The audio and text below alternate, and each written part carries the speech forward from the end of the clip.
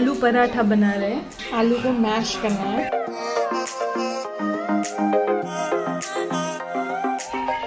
बारीक कटी ऑनियन,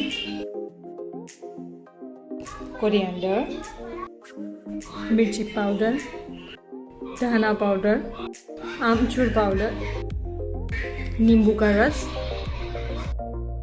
नमक स्वाद अनुसार। इसे अच्छे से मिक्स करना है।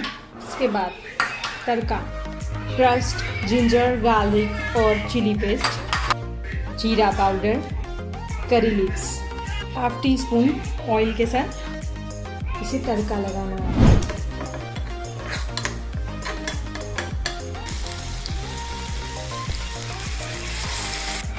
तड़का इज रेडी नाउ।